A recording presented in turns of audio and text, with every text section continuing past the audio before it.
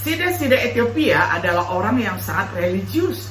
Dia telah melakukan perjalanan jauh untuk beribadah di Yerusalem. Dia sedang membaca kitab suci dari Nabi Yesaya ketika Filipus menemukannya.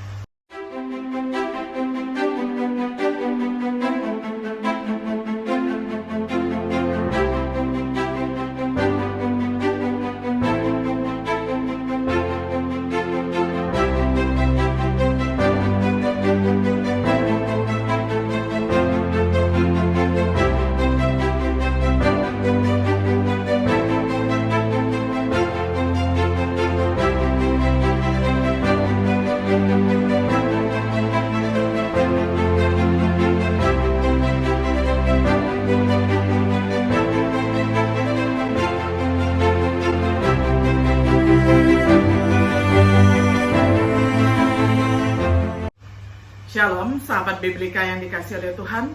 Sungguh senang kita dapat berjumpa kembali di dalam acara refleksi sahabat Biblika. Pada hari ini kita tiba pada episode yang ke-24 di dalam serial pembahasan Kitab Kisah Para Rasul dengan tema Pertobatan Seorang Ethiopia. Kita akan membaca firman Tuhan bersama-sama dari Kitab Kisah Para Rasul pasal 8 ayat 26 hingga ayatnya yang ke-40. Saya akan bacakan untuk kita semuanya di dalam terjemahan sederhana Indonesia. Pada suatu hari, salah satu malaikat berbicara kepada Filipus dan menyuruh dia, "Bersiap-siaplah dan pergi ke selatan, ke jalan yang turun dari Yerusalem menuju Gaza. Jalan itu melintasi padang belantara." Filipus pun bersiap-siap dan berangkat. Di jalan itu, dia melihat seorang pejabat dari Ethiopia, yaitu pegawai tinggi Ratu Ethiopia yang bertanggung jawab atas seluruh perbendaharaan negeri. Dia sudah pergi beribadah ke Yerusalem dan pada waktu itu sedang dalam perjalanan pulang. Ada budaknya yang mengendalikan kereta, sedangkan pejabat itu duduk sambil membaca kitab Nabi Yesaya. Lalu Roh Kudus berkata kepada Filipus, "Dekatilah kereta itu." Maka Filipus berlari mendekati kereta itu dan mendengar pejabat itu sedang membaca dari kitab Nabi Yesaya. Filipus bertanya kepadanya, "Apakah Tuhan mengerti isi pesan yang sedang Tuhan baca?" Kata pejabat itu, "Saya tidak mungkin bisa mengerti kalau tidak ada yang menjelaskannya kepada saya." Lalu pejabat itu meminta Filipus naik ke dalam keretanya dan duduk bersama dia. Bagian kitab suci yang sedang dibacanya adalah, "Dia sama seperti domba yang dibawa untuk disembelih, dan seperti domba yang tidak bersuara waktu orang menggunting bulunya. Demikianlah orang itu tidak mengatakan sepatah kata pun. Dia dipermalukan dan semua haknya sudah diambil. Dia dibunuh dan dilenyapkan dari dunia ini. Tidak ada keluarga dan keturunan baginya." Pejabat itu berkata kepada Filipus, "Tolong beritahukan kepada saya, Nabi Yesaya berbicara tentang siapa? Apakah tentang dirinya atau tentang orang lain?" Berawal dari firman itu, Filipus pun memberitakan kabar baik tentang Yesus kepadanya. Dalam perjalanan, mereka tiba di suatu tempat yang ada air. Orang itu berkata kepada Filipus, "Lihat, ada air. Saya bisa dibaptis di situ, bukan?" Lalu dia menyuruh budaknya menghentikan kereta. Mereka berdua turun dan masuk ke dalam air. Kemudian Filipus membaptis dia. Sesudah mereka keluar dari air, tiba-tiba Roh Tuhan membawa Filipus dari tempat itu, dan pejabat itu tidak melihatnya lagi. Dia melanjutkan perjalanannya dengan hati yang gembira. Sementara itu, Filipus tiba-tiba muncul di kota Asdod. Dia berjalan melewati daerah itu sambil memberitakan kabar baik di setiap kota yang dilaluinya, sampai dia tiba di kota Kaisaria. Sampai demikian jauh pembacaan firman Tuhan dari Kisah Para Rasul pasal 8 ayat 26 hingga ayatnya yang ke-40. Sahabat Biblika yang dikasihi oleh Tuhan, pertobatan yang telah kita catat sejauh ini telah melibatkan banyak orang. Mulai dari 3.000 orang yang bertobat pada hari Pentakosta, kemudian dilanjutkan 2.000 orang yang bertobat pada waktu Petrus berkhotbah di Serambi Salomo, dan kemudian orang banyak yang bertobat di Samaria, ketika Filipus menginjili, dan kemudian di dalam setiap kasus, pesan Injil pada dasarnya sama. Kristus diproklamirkan. Tanggapan yang diminta mencakup iman, pertobatan, dan baptisan. Sekarang kita memiliki kesempatan untuk memerhatikan pertobatan hanya satu orang saja. Bendahara Ratu, seorang kasim atau sida-sida dari Ethiopia. Seorang pria yang sangat religius yang telah melakukan perjalanan jauh untuk menyembah Tuhan. Kita tidak hanya memiliki kesempatan untuk mengkonfirmasi apa yang telah kita pelajari. Kita juga dapat mengumpulkan beberapa poin lagi tentang pertobatan Alkitabiah. Mari kita mulai dengan membaca dan meninjau faktor-faktor dasar yang terkait dengan pertobatan ini. Yang pertama, pertobatan sida-sida Ethiopia. Filipus diutus ke Gaza. Malaikat Tuhan menyuruh Filipus pergi ke Gaza. Di jalan ada seorang pria duduk di keretanya, seorang kasim atau sida-sida Ethiopia yang bertanggung jawab atas perbendaharaan Ratu Sri Kandake, pulang dari beribadah di Yerusalem dan sedang membaca kitab Nabi Yesaya. Roh Kudus menyuruh Filipus untuk mendekati kereta tersebut. Filipus memberitakan Yesus kepadanya.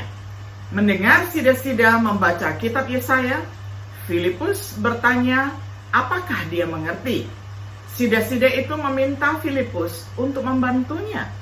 Dia mengungkapkan kebutuhan seseorang untuk membimbingnya dan mengundang Filipus untuk duduk bersamanya.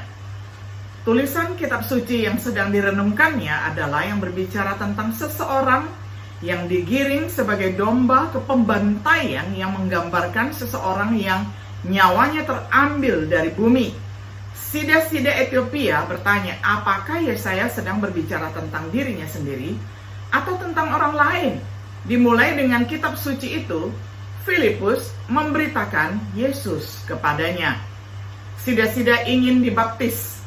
Sida-sida itu mengungkapkan keinginan untuk dibaptis. Melihat air di sepanjang jalan, dia bertanya-tanya, apa yang akan menghalangi dia untuk dibaptis? Filipus menjawab bahwa jika dia percaya dengan sepenuh hatinya, dia dapat dibaptiskan.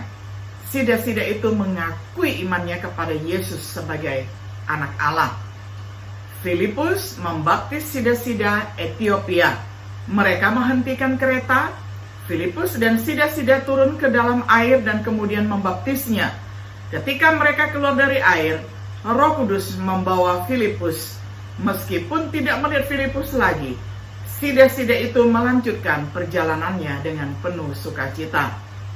Filipus ditemukan berada di Asdod dan terus berkhotbah di kota-kota sampai dia tiba di Kaisarea.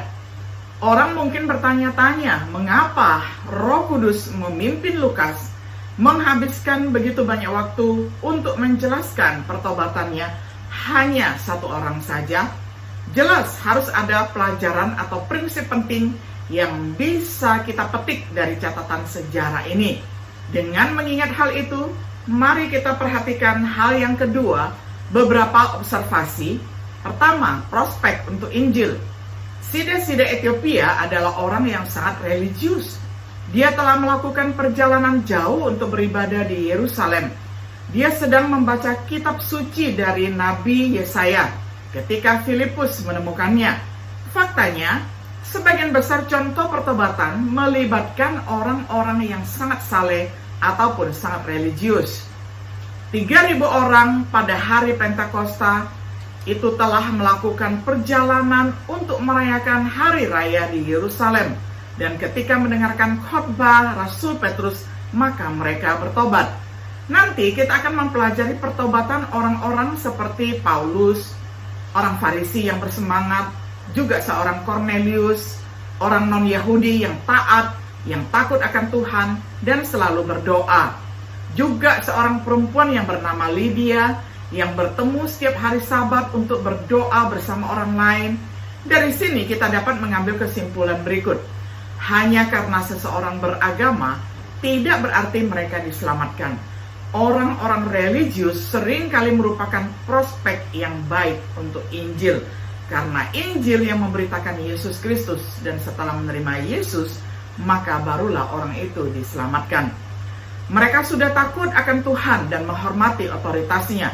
Dengan demikian, mereka hanya perlu ditunjukkan jalan Allah dengan lebih akurat. Mereka yang benar-benar mencari kehendak Tuhan, suatu hari akan memiliki kesempatan untuk mendengarkan Injil dan menaatinya. Ini tidak mengabaikan fakta bahwa peringkat orang berdosa yang sering menerima Injil, tetapi orang baik biasanya lebih terbuka terhadap firman Tuhan. Apa artinya berita tentang Yesus?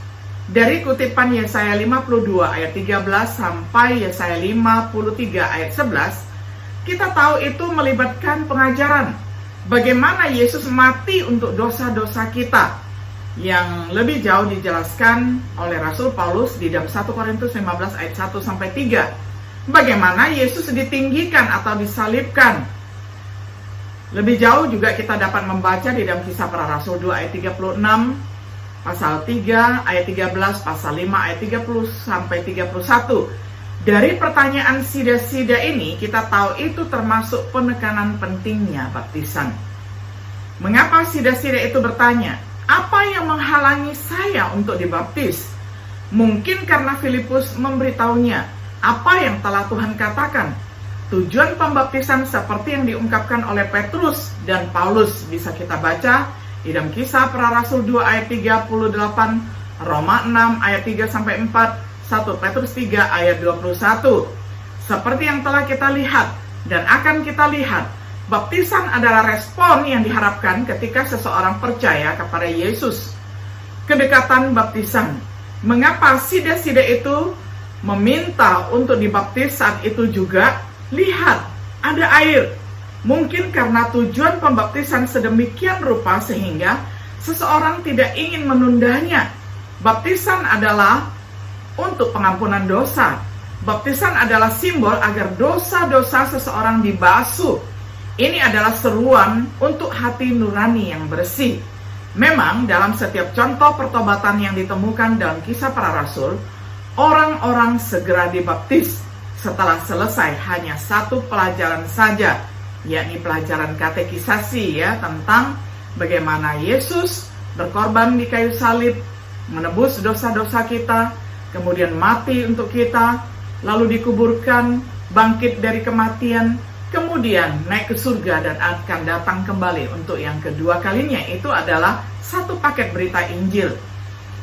Dari kualifikasi Filipus, kita tahu bahwa hal itu memerlukan penjelasan. Perlunya iman kepada Yesus.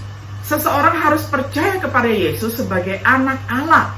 Tanpa iman, Allah tidak akan melakukan pekerjaannya dalam baptisan kita. Perlunya kesungguhan hati dalam iman kita. Allah selalu menuntut kesungguhan hati. Tanpa itu, bahkan mereka yang diselamatkan berada dalam bahaya jatuh kembali ke dalam dosa. Kecuali kamu percaya dengan segenap hatimu, kamu bukanlah subjek yang pantas untuk dibaptis. Yang berikutnya mengenai baptisan itu sendiri. Baptisan tentu saja melibatkan air. Ketika sida-sida itu dibaptis, baik Filipus dan sida-sida itu turun ke dalam air. Selesai Filipus membaptis dia, mereka keluar dari air. Sangat jelas dikatakan di dalam Kisah Rasul pasal 8 ayat 39. Kemudian kita melihat kebenaran yang sama yang diungkapkan oleh Petrus di dalam Kisah Rasul 10 ayat 47 sampai 48. Baptisan melibatkan penguburan di dalam air. Filipus dan sida-sida itu turun ke dalam air. Pembaptisan berarti membenamkan, dan itu mengharuskan pembaptis untuk masuk ke dalam air dengan orang yang dibaptis. Kemudian Paulus menggambarkan baptisan sebagai penguburan. Bisa dibaca dalam Roma 6 ayat 3 sampai 4, Kolose 2 ayat 12. Tujuan baptisan adalah sedemikian rupa sehingga hal itu dapat dilakukan baik di depan umum atau secara pribadi, dengan ribuan orang yang hadir, atau hanya dengan yang membaptis. Nanti kita akan melihat bahwa pertobatan kepala penjara Filipi juga melibatkan baptisan yang relatif privasi. Sebagai kesimpulan, Dengan pertobatan seorang Etiopia, kita terkesan dengan kesederhanaan keselamatan. Dengan penyajian Injil yang sederhana, seseorang dapat diselamatkan hanya dengan satu pelajaran saja. Apakah itu diberitakan kepada banyak orang atau hanya kepada satu orang? Injil memang adalah kuasa Allah untuk menyelamatkan. Ketika Injil Yesus benar-benar diberitakan, kematian Yesus untuk dosa-dosa kita akan ditekankan. Pentingnya baptisan seperti yang diperintahkan oleh Yesus akan disebutkan juga, sehingga orang ingin tahu apa yang menghalangi saya untuk dibaptis, sehingga orang ingin segera dibaptis. Tujuan pembaptisan akan dipahami dengan baik, mengetahui bahwa seseorang dapat dibaptis secara pribadi maupun di depan umum. Perlunya iman yang sepenuh hati kepada Yesus akan ditekankan. Jika tidak, seseorang hanya akan basah kuyup dalam baptisan. Apakah pertobatan Anda seperti itu dari pelajaran tentang orang Etiopia? Ketika seseorang memberitakan Yesus kepada Anda, apakah Anda terdorong untuk bertanya, "Lihat, ini ada air. Apa yang menghalangi saya untuk dibaptis?" Sahabat Biblika yang dikasihi oleh Tuhan, dari pelajaran tentang seorang Etiopia yang diselamatkan, kita belajar banyak hal. Bagaimana bahwa Allah memandang satu jiwa sangat berharga dan perlu mengutus penginjilnya, yakni Filipus, untuk memberitakan kabar baik itu kepada sida-sida Etiopia tersebut. Dan kemudian setelah orang itu percaya kepada Yesus Kristus, di follow up untuk menerima baptisan, sehingga dengan demikian maka genaplah apa yang menjadi tugas kita ketika kita untuk menjalankan amanat agung, untuk pergi memberitakan Injil, untuk mengajarkan, dan kemudian untuk membaptiskan mereka di dalam nama Allah Bapa, Allah Putra, dan Allah Roh Kudus. Kiranya setiap diri kita yang sudah dipanggil menjadi mitra kerja Allah tetap bersukacita menjalankan tugas mulia ini. Tuhan Yesus memberkati kita semuanya. Shalom.